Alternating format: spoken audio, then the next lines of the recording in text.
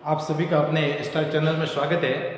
आज हम अध्याय 2 का दूसरा भाग पढ़ेंगे, लवण परिवार। इससे पहले हमने अम्ल क्षारक के लक्षण पढ़ लिए, अम्ल क्षारक के रासायनिक गुणधर्म पढ़ लिए, अम्ल क्षारकों की विभिन्न प्रकार की अभिक्रियाएं पढ़ ली हमने। उसके बाद हमने पीएच स्केल पढ़ लिया। आज हम पढ़ रहे हैं वो है लवण परिवार। तो सबसे पहले हम देखते हैं कि लवण परिवार में जब अम्ल तथा क्षारक लवण का निर्माण कब होता है। लवण का निर्माण होने के लिए अम्ल और क्षारक मिलकर के लवण और जल का निर्माण करते हैं। उस लवण की हम बात कर रहे हैं। तो जब अम्ल और क्षार के साथ मध्य अभिक्रिया करवाई जाती है तो लवण और जल का निर्माण होता है। अब लवण होते हैं वो 3 प्रकार के होते हैं। लवण 3 प्रकार के होते हैं। नंबर 1 उदासीन या सामान्य लवण।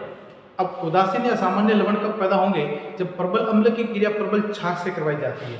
तो जब प्रबल अम्ल और प्रबल क्षार दोनों, तो जितने H+ आयन उत्पन्न हो रहे हैं उतने हाइड्रोक्सिल आयन उत्पन्न हो रहे हैं। तो दोनों में मिलकर के क्रिया क्या हो जाएगा? ये विलयन होगा, वो उदासीन हो जाएगा।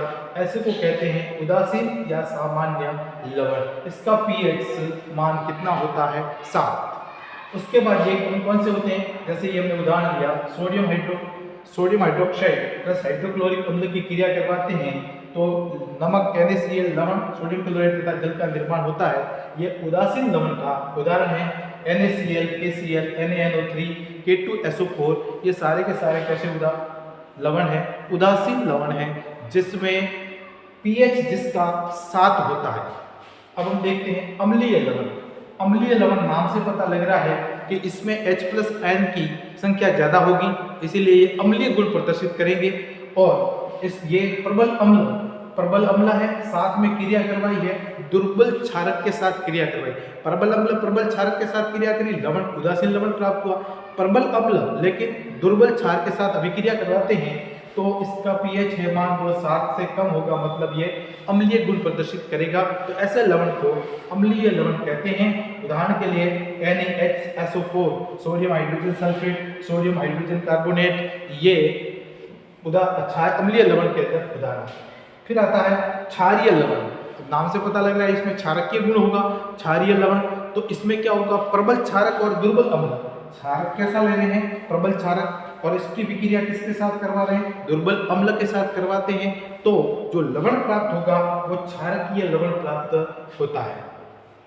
अब हमने देखा कि ये जो लवण प्राप्त होगा वो क्षारकीय लवण प्राप्त होता है।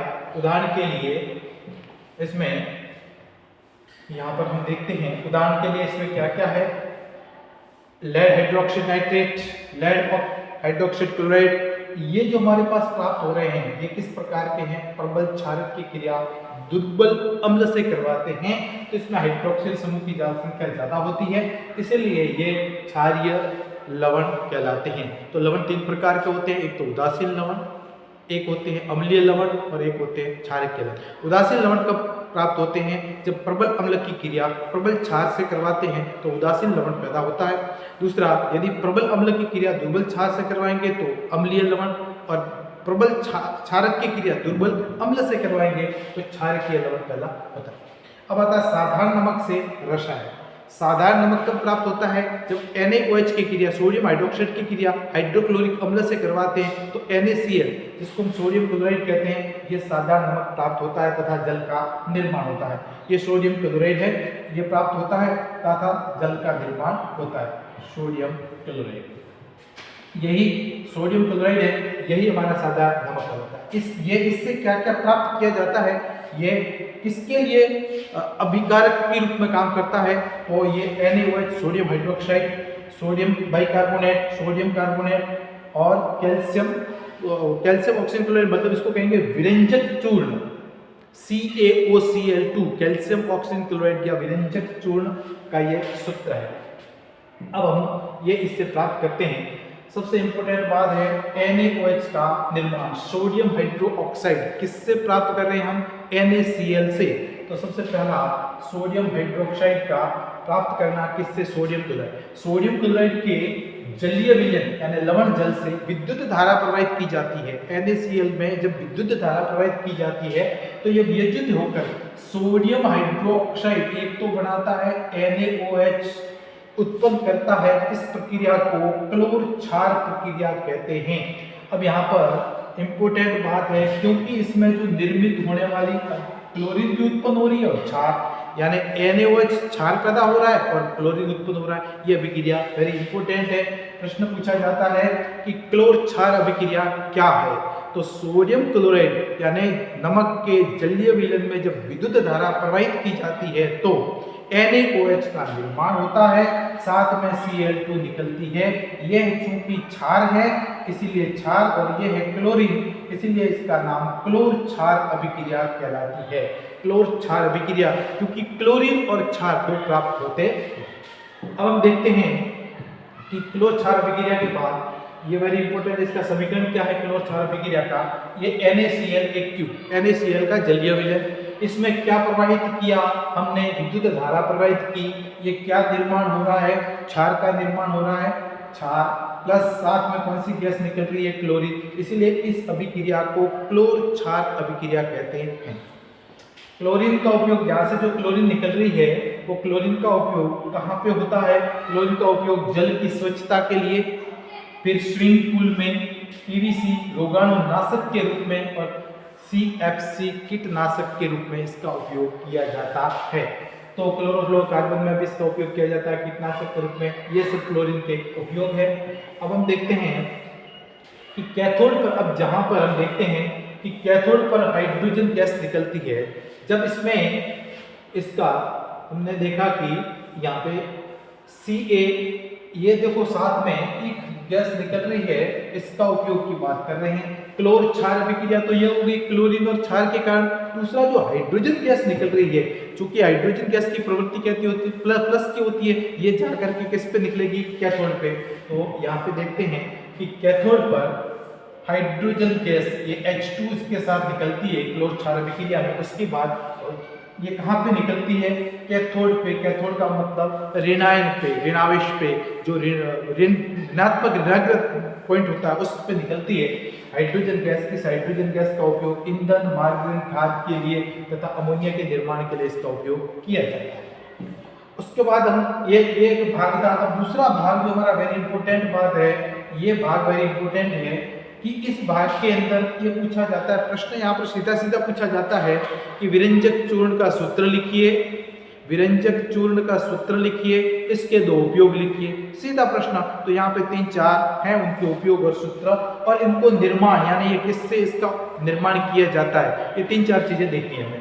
तो यहाँ पर हम देखते हैं, सबसे पहले हमारे पास है विरंजक चूर्ण, ब्लीचिंग पाउडर। इसका दूसरा नाम है, साधारण नाम ब्लीचिंग पाउडर हो गया, विरंजक चूर्ण।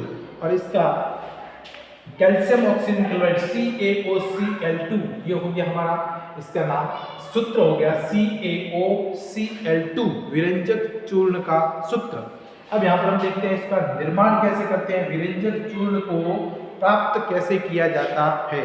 तो प्राप्त करने के लिए ये सूत्र है हमारा कैल्शियम हाइड्रोक्साइड का, जिसको कहते हैं बुझा हुआ चूना।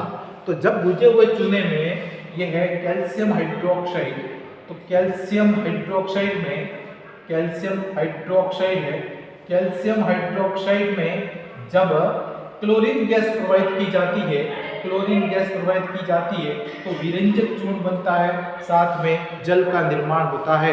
तो इस प्रकार से सिंपल सी बात है कि बुझा हुआ चूना है, उसमें क्लोरीन प्रवाहित करने पर विरंजक चूर्ण का निर्माण होता है। इसका उपयोग, दूसरा इसका पहले तो पूछा जाएगा विरंजक चूर्ण का सूत्र क्या है, CaOCl2। फिर लिखेंगे हम इसको निर्माण कैसे किया जाता है, कैल्शियम हाइड्रोक्साइड, बुझे हुए चूने में जब क्लोरीन गैस प्रवाहित की जाती है तो CaOCl2 का निर्माण होता है। तीसरा इसका उपयोग पूछा जाता है, इसका उपयोग वस्त्र उद्योग, कागज उद्योग, लकड़ी उद्योग में विरंजन के रूप में, रंग को उड़ाने के लिए इसका उपयोग किया जाता है, विरंजन के लिए। रासायनिक उद्योगों में उपचायक के रूप में इसका उपयोग किया जाता है, उपचायक के रूप में ऑक्सीडेशन क्रिया में इसका उपयोग किया जाता है। तीसरा, पीने वाले जल को जीवाणु से मुक्त करने के लिए और रोगाणुनाशक के रूप में भी विरंजक चूर्ण का उपयोग किया जाता है। उसके बाद हम देखते हैं, ये पहला था। दूसरा है बेकिंग सोडा।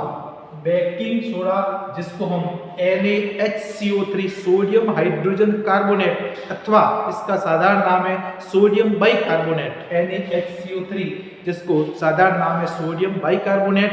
अब ये खाने का सोडा भी इसको कहते हैं। इसका निर्माण NaCl, H2O, CO2 और NH3 इन सब से ये सारे रिएक्टेंट हैं। इनकी अभिक्रिया करवाने पर अमोनियम क्लोराइड, इसको नौशादर भी कहते हैं, अमोनियम क्लोराइड जिसको नौशादर भी कहते हैं, साथ में NaHCO3 सोडियम हाइड्रोजन कार्बोनेट अथवा ये खाने का सोडा सोडियम बाइकार्बोनेट का निर्माण होता है। अब हम देखते हैं ये NaHCO3 जो बन रहा है, ये अगर इसको देखेंगे, अगर इसको गर्म करें तो ये Na2CO3 सोडियम कार्बोनेट में टूटता है, साथ में जल और कार्बन डाइऑक्साइड निकलती है। अभी इसको आगे हम रिएक्शन में देखेंगे कि सोडियम कार्बोनेट प्राप्त करने के लिए सोडियम बाइकार्बोनेट का उपयोग किया जाता है। अब इसका उपयोग क्या है? इसका उपयोग बेकिंग पाउडर बनाने में सोडियम हाइड्रोजन कार्बोनेट और टार्ट्रिक अम्ल इन दोनों को मिलाकर के बेकिंग सोडा बनाया जाता है।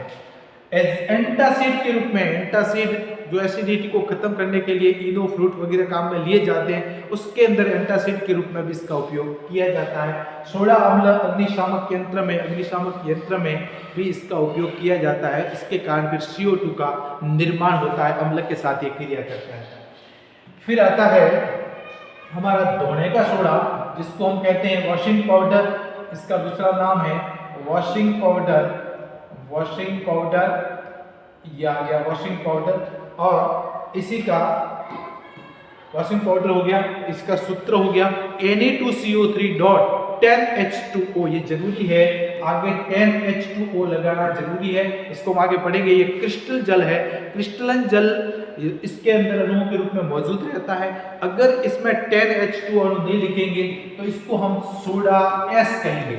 अगर इसमें ये केवल हमने लिख दिया Na2CO3, ये केवल सोडियम कार्बोनेट लिख दिया तो ये सोडा S है, ये सोडा S है, ये सोडा S है, ये ध्यान रखना है, ये सोडा S है और ये है धोने का सोडा। वॉशिंग पाउडर का जो सूत्र है वो Na2CO3.10H2O जरूरी है। अगर इसमें 10H2O नहीं लगाएंगे तो ये सोडा S कहलाता है। इसका देखिए बेकिंग सोडा अभी हमने देखा था, इसका समीकरण आगे NaHCO3 को गर्म करने पर सोडियम कार्बोनेट प्राप्त होता है। यह समीकरण पड़ा हमारे पास कि NaHCO3 को जब गर्म किया जाता है, NaHCO3 को जब गर्म किया जाता है तो Na2CO3 ये वॉशिंग पाउडर बनता है। ये हमने अभी देखा था। उसके बाद हमारे पास ये है कि सोडियम कार्बोनेट के पुनः क्रिस्टलीकरण से धोने का सोडा प्राप्त होता है, यानी सोडियम कार्बोनेट पुनः क्रिस्टलीकरण करके।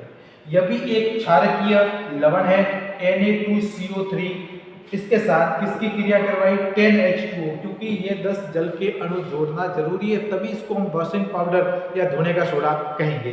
तो Na2CO3.10H2O इसी का नाम है वॉशिंग पाउडर। तो ये धोने का सोडे का सूत्र है। अब है इसका उपयोग। तो पहला उपयोग हो गया कांच, साबुन तथा कागज उद्योग में इसका उपयोग किया जाता है। दूसरा इसका उपयोग बोरेक्स जैसे सोडियम यौगिकों के उत्पादन में।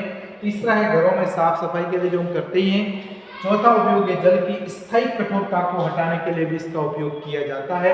तो ये था हमारा धोने का सोडा, वॉशिंग पाउडर। अब यहाँ पर भी मैंने बताया था आपको कि क्रिस्टलन जल होता है। क्रिस्टलन जल क्या है? जो सूत्र के साथ डॉट करके जोड़े रहते हैं, लवण के इकाई एक सूत्र इकाई में जल के निश्चित, ये किसके अणु हैं? जल के निश्चित अणुओं की संख्या को क्रिस्टलन का जल कहते हैं। यह लवण का सूत्र है CuSO4 कॉपर सल्फेट। इसके साथ 5H2O लगाया।